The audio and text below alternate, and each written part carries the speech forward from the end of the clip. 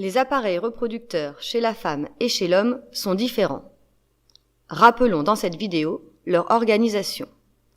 On distingue chez l'homme et chez la femme des organes reproducteurs internes, appelés aussi voies génitales internes, c'est-à-dire qu'ils ne sont pas visibles de l'extérieur, et des organes reproducteurs externes, c'est-à-dire visibles de l'extérieur. Chez la femme, les organes reproducteurs internes sont les deux ovaires ou gonades féminines, lieu de production des gamètes, les ovules chez la femme, les trompes de Fallope. À chaque cycle, un ovule est expulsé d'un des deux ovaires dans la trompe adjacente, l'utérus, organe creux dont la paroi est constituée à la fois d'une paroi musculaire, appelée myomètre, et d'une muqueuse, appelée l'endomètre. C'est à l'intérieur de cet utérus que se développe l'embryon lors d'une grossesse. L'utérus communique avec le vagin au niveau du col de l'utérus. Au niveau de ce col de l'utérus est sécrété un mucus appelé glaire cervicale. Puis vient le vagin, qui est au contact de l'extérieur au niveau de l'orifice vaginal. Lors d'un rapport sexuel, le pénis de l'homme pénètre dans le vagin. Les organes reproducteurs internes de la femme sont donc les deux ovaires, les deux trompes, l'utérus et le vagin. On voit que cet appareil reproducteur interne est situé juste en arrière de l'appareil urinaire, avec la vessie. Observons maintenant les organes reproducteurs externes de la femme. On distingue donc l'entrée du vagin, avec autour les petites lèvres, puis les grandes lèvres. Au-dessus de l'orifice du vagin, on observe le méa urinaire par lequel sort l'urine. Enfin, on voit le clitoris, ici juste la partie externe. Cet organe est très sensible et intervient dans le plaisir sexuel. Pour parler de l'ensemble de ces organes reproducteurs externes, on emploie parfois le terme de vulve. En résumé, l'appareil reproducteur de la femme est constitué des organes reproducteurs externes, les grandes lèvres, les petites lèvres et le clitoris qui constitue la vulve, et des organes reproducteurs internes constitués du vagin, de l'utérus, des trompes et des ovaires.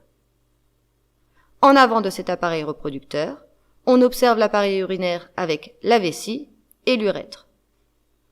Devant, il y a un os, l'os pubien, et en arrière de l'appareil reproducteur, on reconnaît la fin du système digestif avec le côlon et l'anus. Puis en arrière vient la colonne vertébrale. Passons maintenant à l'appareil reproducteur masculin. Chez l'homme, les organes reproducteurs internes sont constitués des deux testicules ou gonades masculines qui produisent les gamètes mâles, c'est-à-dire les spermatozoïdes.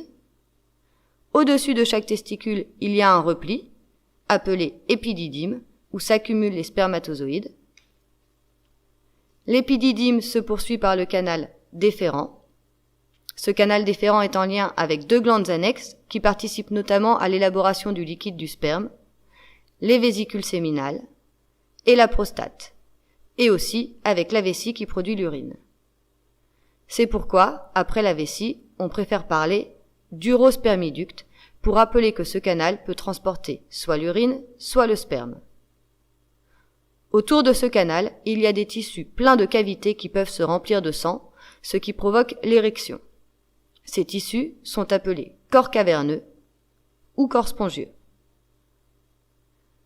L'appareil reproducteur externe comprend le pénis avec au bout le gland, partie très sensible intervenant dans le plaisir sexuel.